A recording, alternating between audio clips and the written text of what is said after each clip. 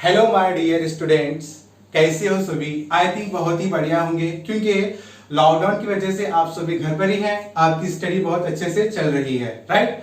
तो मैं आपको आज की क्लास में टीजीटी यानी कि जो एनवीएस, केवीएस एंड DSSB के लिए जो टीजीटी के लिए मैथ्स आएगा वो मैं आपको आज की क्लास में वो सिलेबस आपको मैं डिस्कस करूंगा। ओके, तो ये रहा आपका सिलेबस। अब यहाँ पे जो एनवीएस है, एनवीएस का मतलब क्या है, नवोदय विद्यालय संगठन, या केवीएस मींस केंद्रीय विद्यालय संगठन, और जो DSSB है, Delhi subordinate service selection board. ये जो टीजीटी है, ट्रेन ग्रेजुएट टीचर। टीजीटी का मतलब है जो टीचर 6 to 8 को पढ़ाते हैं उसको हम क्या बोलेंगे, टीजीटी बोलेंगे। ओके, तो यहाँ पे जो कंटेंट है, अब जो एनवीएस है और जो केवीएस, ये जो सारे स्कूल्स हैं, ये सब स्कूल्स क्या हैं, सेंट्रल स्कूल्स हैं, ये आपको पता है, राइट। क्योंकि ये तो ओनली सिर्फ सेंट्रल स्कूल है। ओके, और स्पेशली जो DSSB का जो एग्जाम होगा स्पेशली दिल्ली में होगा। अगर सपोज आप इंशाल्लाह अगर एग्जाम DSSB के अगर एग्जाम आप पास भी हो गए तो आपका सिलेक्शन या आपका गवर्नमेंट जॉब वहां पे ही होगा। लेकिन ये जो एनवीएस है, केवीएस है, जैसे कि अब अदर स्टेट में है, जैसे कि अब यहाँ पर कर्नाटक में है, कर्नाटक में 2-3 या स्कूल है एनवीएस केवीएस के, और जैसे कि अब आंध्रा है, आंध्रा में भी क्या है, 2-3 स्कूल्स हैं। ऐसे बहुत सारे स्कूल हैं। हैदराबाद में I think may be 14 to 15 schools हैं। ओके, तो ऐसे जगह जगह पर कहीं स्कूल है। लेकिन ये जो DSSB है सिर्फ ओनली दिल्ली में भी है, सिर्फ आपको जॉब वहां पर ही मिलेगा। ओके, तो ठीक है, जो भी है। अब हम आएंगे कंटेंट पे। ओके, ये है आपका कंटेंट। मैंने क्वेश्चन पेपर 2017 और 18 का क्वेश्चन पेपर में टैली करा था, तो उसमें से मैं आपको मतलब कौन सा चैप्टर कितने मार्क्स का है, कितने मार्क्स का आएगा और क्वेश्चंस कैसे टाइप के आएंगे मैं वो आपको आज बताऊंगा। ओके, तो ये रहा आपका कंटेंट। आपका जो फर्स्ट चैप्टर है वो है आपका रियल नंबर। रियल नंबर है 6 मार्क्स के लिए। इसमें से 6 क्वेश्चन आए थे। किसमें बेटा, मैं यहाँ पर सिर्फ ओनली टीजीटी की बात कर रहा हूँ, पीजीटी की नहीं। ओके, टीजीटी की बात कर रहा हूँ। टीजीटी में जो रियल नंबर है आपका 6 मार्क्स का था। ओके, आई मीन 6 क्वेश्चन आए थे और मल्टीपल चॉइस क्वेश्चन रहेंगे। एक क्वेश्चन 1 मार्क्स का रहेगा। ओके, तो ये जो तुम्हारे 6 क्वेश्चंस हैं, ये जो रियल नंबर है सेम एज इट इज जो तुम्हारा CBSE 10th क्लास है और NCERT जो 10th क्लास है वहां से क्वेश्चन आपको ये मिल जाएंगे। Same as it is. आप 10th की बुक लीजिए NCERT की, वो उसमें से क्वेश्चन आपको एग्जाम में आ जाएंगे। ओके, जो नेक्स्ट चैप्टर है वो है elementary number theory. Elementary number theory आपको NCERT 9th की बुक में आपको चैप्टर मिलेगा, उसमें से आपको 2 क्वेश्चंस आए थे। ओके, देन नेक्स्ट है आपका पॉलिनोमियल्स। पॉलिनोमियल्स में से आपको 4 क्वेश्चन आएंगे। कितने क्वेश्चन आएंगे, 4 question.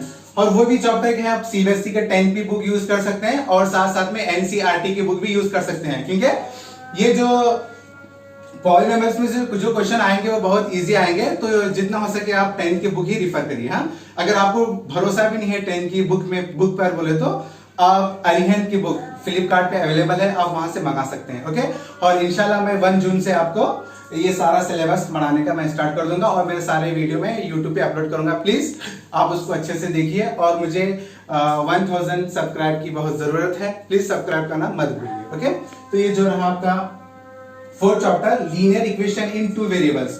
Linear equation in 2 variables, ये 3 मार्क्स यानी कि 3 क्वेश्चन आए थे इसमें से। लेकिन ये जो चैप्टर है लीनियर इक्वेशन इन 2 वेरिएबल्स, ये chapter PGT post graduate teacher के लिए बहुत बहुत इंपॉर्टेंट है। ओके, तो आपको ये चैप्टर वहां पर भी यूजफुल होगा। ओके, इसमें से कुछ चैप्टर हैं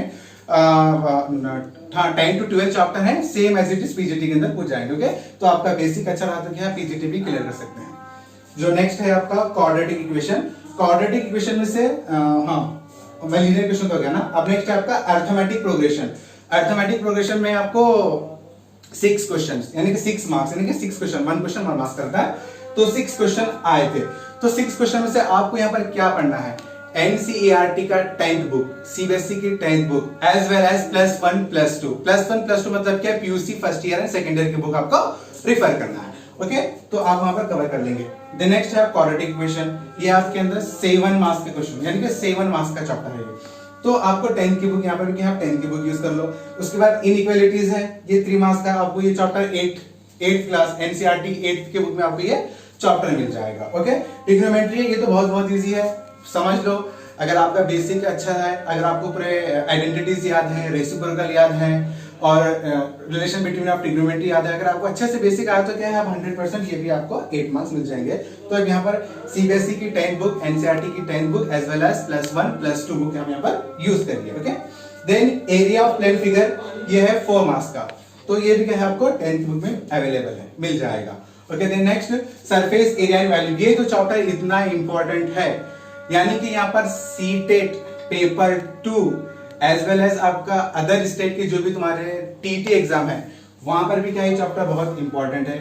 और हालांकि जो आपका पीजीटी है या टीजीटी है या पीआरटी है, ये सब जगह के आपको मिल जाएगा। और ये जो चैप्टर है आपका एनसीईआरटी 6 क्लास बुक से लेकर पूरा 10th क्लास तक आपके चैप्टर मिल जाएगा, तो आपको अच्छे से प्रैक्टिस करना है। ओके, मैं तो आपको सिलेबस कवर करूंगा पूरा ही सिलेबस, लेकिन आप भी क्या है अच्छे से मेहनत कर लो। ओके, देन नेक्स्ट चैप्टर है 11 यूक्लिडियन ज्योमेट्री, ये भी आपको क्या है 10th क्लास में बुक में मिल जाएगा, ये 4 मार्क्स का है।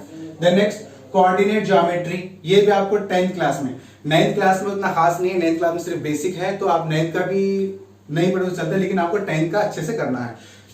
एनसीईआरटी और as well as CBSE as well as +1 +2 का भी बुक आपको रिफर करना है। +2 में नहीं है, सेकेंड ईयर में नहीं है, फिर फर्स्ट ईयर में आपको ये चैप्टर मिल जाएगा। इसमें से भी क्या है 6 क्वेश्चन आए थे। Then next set relations and functions, set and relation, ये जो सेट्स है आई थिंक ये 2014 एंड मतलब क्या है 2014 की जो ओल्ड बुक है उसके अंदर ये चैप्टर 9th में भी था, 8th में भी था, 10th में भी था, लेकिन अब ये चैप्टर को क्या है निकाल दिया है। तो आई थिंक आपको +1 यानी कि फर्स्ट ईयर की आपको बुक रिफर करना है, क्योंकि ये चैप्टर फर्स्ट ईयर की बुक में अवेलेबल है। ओके, तो इसमें से आपको 4 क्वेश्चन आएंगे। देन नेक्स्ट कॉम्बिनेशंस, ये तो 10th का ही चैप्टर है और फर्स्ट ईयर में भी चैप्टर है, ये भी आप वहां से ही कर सकते हैं, इसमें से 5 क्वेश्चन आए थे। Then next limits, continuity and differentiation, तो इसमें से क्या है आपको 9 मार्क्स के लिए, यानी ये जो चैप्टर है पीजीटी से भी ज्यादा इंपॉर्टेंट है पीजीटी के लिए, क्योंकि पीजीटी के अंदर इसमें से कम 15 क्वेश्चन आ जाएंगे। ओके, मैं आपको पीजीटी का भी सिलेबस नेक्स्ट क्लास में बताऊंगा, लेकिन मैं आज की क्लास में सिर्फ पीजीटी का ही सिलेबस बताऊंगा। ओके, तो लिमिट्स, कंटिन्यूटी एंड डिफरेंशिएशन में 9 मार्क्स का है। उसके बाद डिफरेंशिएशन एंड एप्लीकेशंस आपको 3 मार्क्स का मिल जाएगा, ये +1 +2 फर्स्ट ईयर और सेकेंड ईयर की बुक में ये अवेलेबल है। देन नेक्स्ट इंटीग्रेशन, इंटीग्रेशन में सिर्फ 2 मार्क्स का टीजीटी के अंदर, क्योंकि ये इंटीग्रेशन पीजीटी के लिए इंपॉर्टेंट है, टीजीटी के लिए इंपॉर्टेंट थोड़ा है, तो ज्यादा क्या है पीजीटी के लिए यूज होगा। Then next matrix and vectors, matrix और वेक्टर में से आपको 8 मार्क्स के क्वेश्चन आ जाएंगे। कितने मार्क्स के लिए 8, ये 2 चैप्टर में यहाँ पर लिखा है क्योंकि जगह की थोड़ी प्रॉब्लम है, इसलिए क्या है मैं दोनों भी एक साइड लिखा मैट्रिक्स और वेक्टर। ये मैट्रिक्स है 4 मार्क्स के लिए और वेक्टर है 4 मार्क्स के लिए, तो ये 8 मार्क्स का चैप्टर। ओके, उसके बाद स्टैटिक्स एंड प्रोबेबिलिटी, ये भी आपको 10th की बुक में अवेलेबल है, 10 मार्क्स के लिए मिल जाएंगे।